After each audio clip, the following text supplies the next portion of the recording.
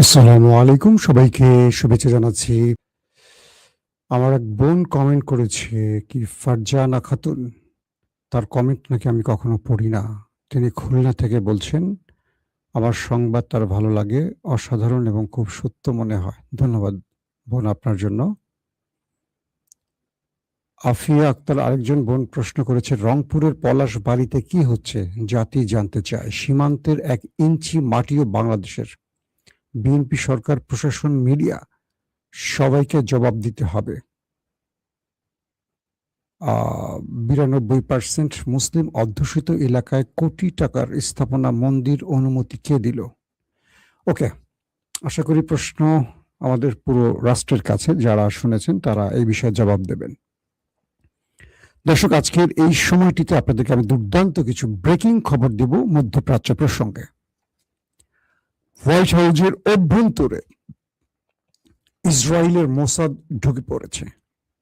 শুধু white house নয়, Pentagon এবং মার্কিন যুক্তরাষ্ট্রের সংবেদনশীল গুরুত্বপূর্ণ জায়গাগুলোতে মোসাদ বা ইসরায়েলি গোয়েন্দারা গোপনে আড়ি পেতে কি করছিল, পুরো আমেরিকা এ প্রশ্নে থমকে গেছে।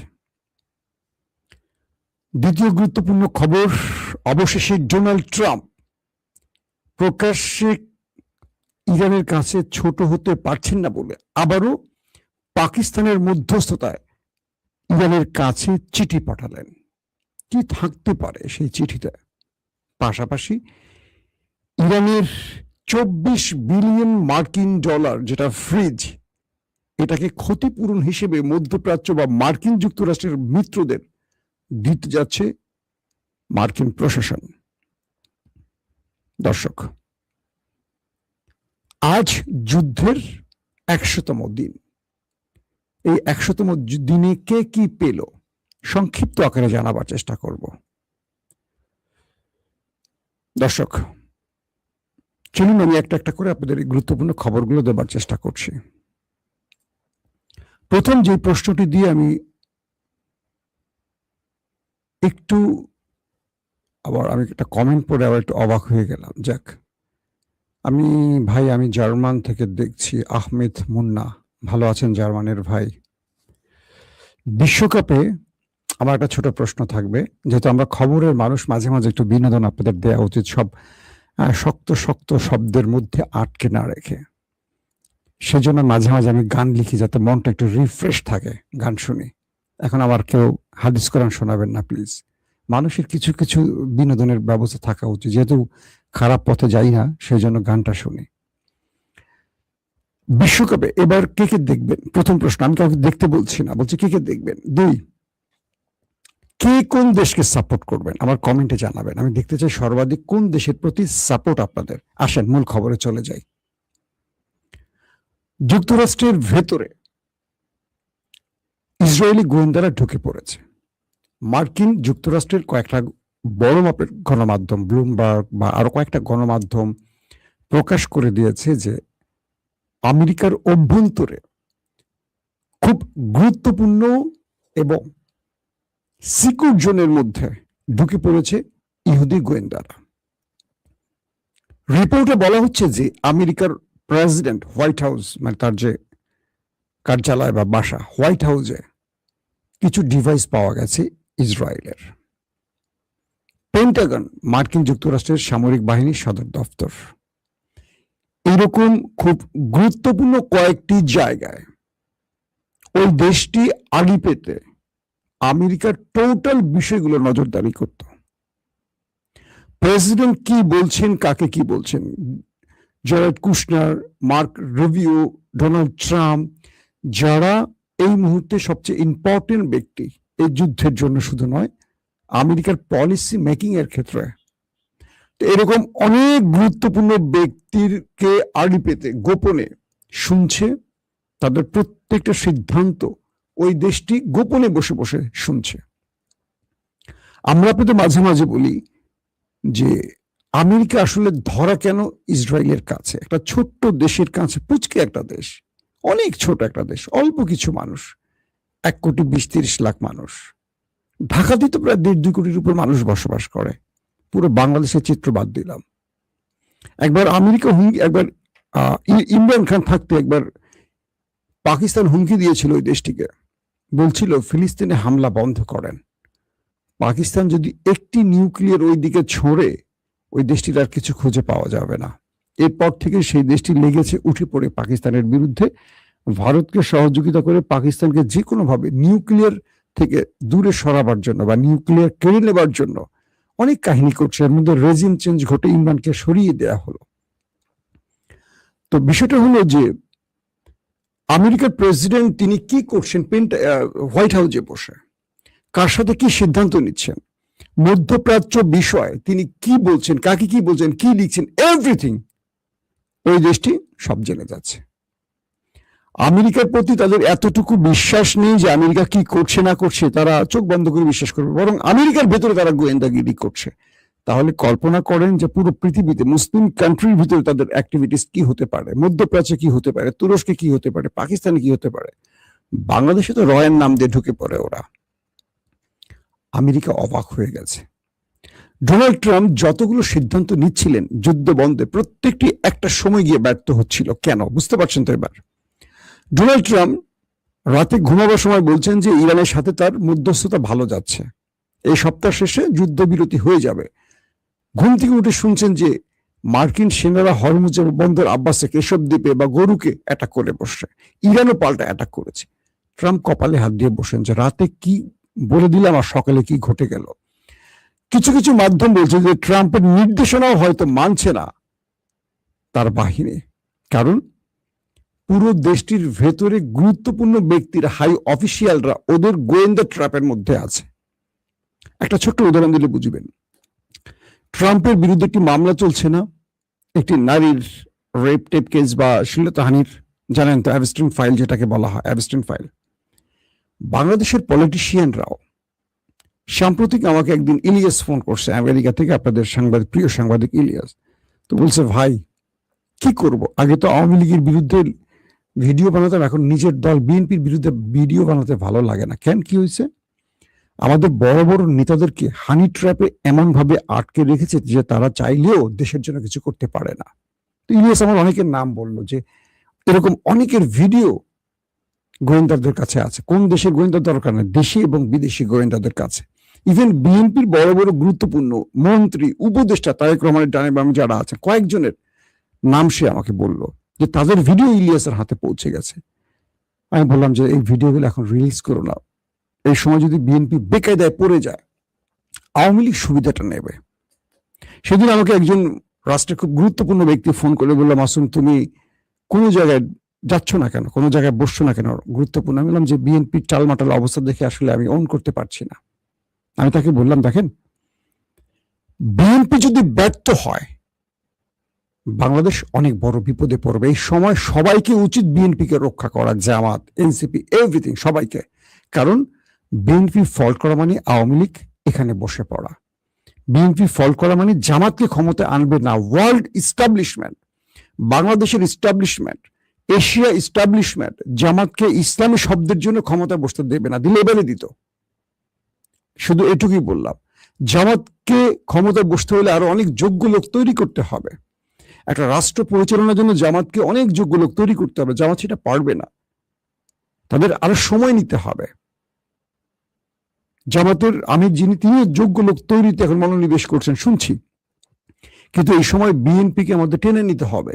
বিএনপি টিকে না থাকলে দেশ টিকে থাকবে না। বিএনপির প্রতি ভালোবাসা বা ঘৃণা নিয়ে আপনারা যাই বলেন না কেন, বিএনপি, কিন্তু বিএনপিকে ওটা বুঝতে হবে যে তাকে যদি বিরোধী দল বা দেশের জনগণ সমর্থন দেয় তিনি ওই শিলংকে দিয়ে রাষ্ট্র পরিচালনা করবেন, এটা ভুল হবে। মানুষের পালস শুনতে হবে। এই যে ইসলামী ব্যাংক নিয়ে যা হচ্ছে, ইসলামী ব্যাংকটা লুটে খেয়েছে কে তারেক রহমান কি জানেন না? তিনি তার প্রতিটা বক্তব্যে এই কথাগুলো বলতেন।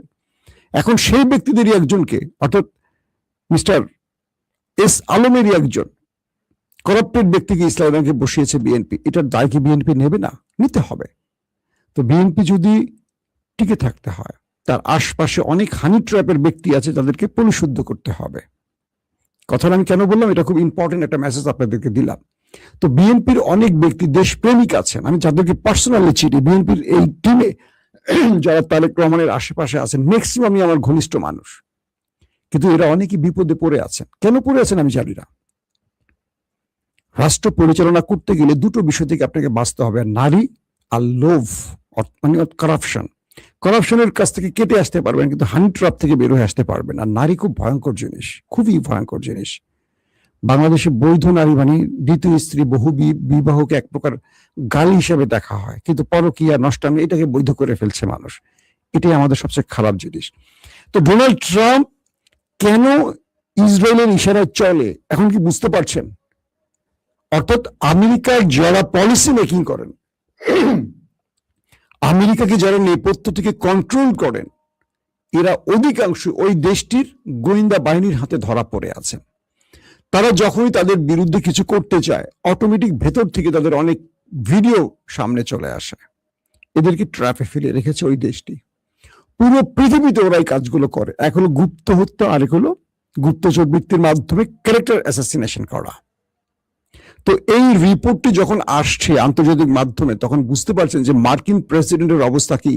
যার হোয়াইট হাউসের মধ্যে ওই দেশটির চিপ পাওয়া গেছে, সফটওয়্যার পাওয়া গেছে, তারা আইডি পেতে শুনছে, সব ভিডিও দেখছে, আমেরিকা কি সিদ্ধান্ত নিচ্ছে তারা জেনে যাচ্ছে। আমেরিকা গোপনে কিছু করতে পারছে না।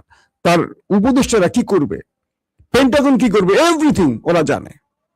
এখন আমেরিকার ব্যবস্থা নেওয়ার টাইম আসে, কিন্তু আমেরিকা ব্যবস্থা নিতে পারবে না ওদের বিরুদ্ধে। কারণ কি, গুরুত্বপূর্ণ ব্যক্তিরা সব ওদের ট্র্যাপে পড়ে আছে। সেনাবাহিনী বলেন, গোয়েন্দা, সিআই এর কথা বলেন, কোনটা বলবেন? এত বড় একটা দেশ, ছোট্ট একটা দেশের গোয়েন্দাদের হাতে আটকা পড়ে গেছে। আসেন এটা নিয়ে আরো কথা বলবো। 2 নম্বর গুরুত্বপূর্ণ খবর, আমি 100 দিনের বিষয়টি রাতের খবরে দেব। 100 দিনে কি পেল কোন দেশের যুদ্ধের, লম্বা করতে চাই না। এই যুদ্ধে মানে ইরানের যেই প্রায় 24 বিলিয়ন মার্কিন ডলার পৃথিবীর বিভিন্ন দেশে আমেরিকা জব্দ করেছে, আমেরিকা প্ল্যান করেছে এই টাকাগুলো দিয়ে তার মিত্রদের ক্ষতিপূরণ দেবে। অর্থাৎ আমেরিকা ট্রেজারি তারা এখন হিসেব নিকেশ করতে বসে গেছে। সেটা কি, ইরানের যে টাকাগুলো পৃথিবীর বিভিন্ন দেশে জব্দ করে রেখেছে আমেরিকা, ইরান যে সাম্প্রতিক সময় গালফ কান্ট্রিতে অ্যাটাকগুলো করেছে, সৌদি আরব, আরব আমিরাত, বাহরাইন, কাতার, কুয়েত, এই যে দেশগুলোতে ইরান দ্বারা আক্রান্ত হয়েছে, সেই দেশগুলোতে যে ক্ষতি হয়েছে সেই ক্ষতিপূরণ ইরানের জব্দকৃত টাকা থেকে এখন পরিশোধ করতে চায় আমেরিকা। ইরান গেছে ক্ষেপে। ইরান বলছে তুমি আমার জব্দকৃত টাকা আমাকে দিবা, উল্টো আমার ক্ষতিপূরণ তুমি দিবা, যে ইরানের মধ্যে তুমি ম্যাসিভ আকারে তুমি অ্যাটাক করেছো, তোমার বন্ধুকে নিয়ে আরো কয়েকজন গোপনে হিট করেছে।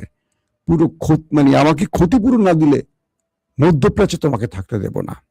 মূল ঘটনা কি ঘটেছে আসলে শোনেন।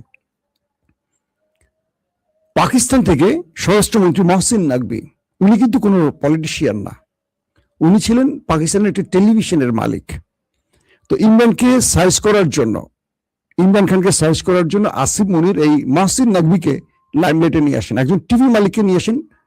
কি করেন, পাঞ্জাবের মুখ্যমন্ত্রী করেন। মুখ্যমন্ত্রী মানে অন্তর্বর্তীকালীন মুখ্যমন্ত্রী। কারণ ইমরান খান সরকারের উপর চাপ সৃষ্টি করার জন্য, দ্রুত নির্বাচনের জন্য প্রত্যেকটি প্রদেশের ভেঙে দেন, সরকার ভেঙে দেন। মানে পাঞ্জাবে ইমরান খান ছিল, খাইবার পাখতুনখোয়া ইমরান খান ছিল, গিলগিট বালুচিস্তানে ইমরান খান, আজাদ কাশ্মীরও ইমরান খান, মানে পিটিআই ছিল, ভেঙে দেন। তো সেখানে কি করেন, সঠিক সময় নির্বাচন না দিয়ে একজন অন্তর্বর্তীকালীন সরকার বসান, মহসিন নাকভিকে বসান, টেলিভিশনের মালিক। কারণ তিনি পাকিস্তানের সেনাবাহিনীর পারপাস সাফ করেন, গোপনে তাদের এজেন্ট হয়ে কাজ করেন, তাদের লোক এক কথায়। তিনি দীর্ঘদিন অন্তর্বর্তীকালীন সরকার ছিলেন কাদের, পাঞ্জাব প্রদেশের। এরপর তিনি নির্বাচনের পর তাকে স্বরাষ্ট্রমন্ত্রী করা হয়। তিনি ক্রিকেট বোর্ডের প্রধান, এক ব্যক্তি, একজন মামুলি ব্যক্তি, তার অনেকগুলো গুরুত্বপূর্ণ দায়িত্ব, এবং বলা হয় আসিফ মনিরের তিনি ডান হাত। তো তিনি হঠাৎ করে ইরান সফরে এসেছেন এবং ইরানের স্বরাষ্ট্রমন্ত্রীর সাথে তিনি বসছেন গুরুত্বপূর্ণ বৈঠকে। বসে তিনি আসিফ মনিরের পক্ষ থেকে বলছেন যে আমাদের ফিল্ড মার্শাল আসিফ মনিরের কিছু বার্তা নিয়ে আমরা আসছি। প্রশ্ন হলো, পাকিস্তানের ফিল্ড মার্শালের বার্তা তিনি আনবেন কেন? তিনি স্বরাষ্ট্রমন্ত্রী, তিনি আনবেন প্রধানমন্ত্রীর বার্তা। এখানে ফিল্ড মার্শাল বা সেনা প্রধানের বার্তা আসার কারণ কি? অর্থাৎ আসিফ মনিরও হলেন আমেরিকার প্রেসিডেন্ট ডোনাল্ড ট্রাম্পের খেলনার পুতুল। অর্থাৎ ট্রাম্প যেহেতু মানে কি বলবো, পরাশক্তির প্রেসিডেন্ট, বিশ্ব মোড়লের প্রেসিডেন্ট, তিনি ইরানের কাছে ছোট হতে পারেন না। তাই তিনি করেন তার সমস্ত বক্তব্যগুলো পাকিস্তানের মাধ্যমে ইরানের কাছে পাঠান। দুটো বিষয় হতে পারে, এক, ডোনাল্ড ট্রাম্প সাম্প্রতিক সময় আবার যে হরমুজ বন্দর, আব্বাস, কেশবদ্বীপ বা গরুকে উত্তেজনা বাড়ছে, আবার ইরান যে কুয়েতে বা বাহরাইনে আবার আক্রমণ করছে, এই উত্তেজনা প্রশমিত করে আবার শান্তির দিকে যাওয়ার জন্য হয়তো গোপনে পাকিস্তানের মাধ্যমে তার বার্তা পাঠিয়েছে একটা চিঠিতে করে। অর্থাৎ ট্রাম্প কোনো চিঠি পাকিস্তানকে দিয়েছে, সেই চিঠিটা ডোনাল্ড ট্রাম্পের চিঠিটা আসিম মুনির দিয়েছে মহসিন নকভিকে, কাকে? ইরানকে দেওয়ার জন্য।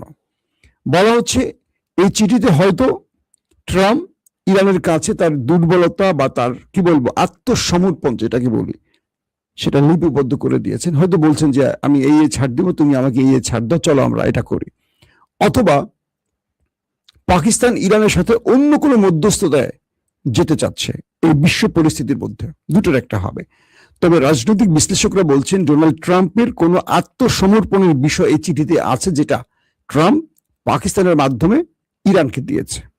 তো এই বিষয়টি খুবই গুরুত্বপূর্ণ। মহসিন নকভি হঠাৎ করে উড়ে গেলেন এবং ইরানকে কি বার্তা দিলেন, এটি নিয়ে অনেক রকম কথা আসছে।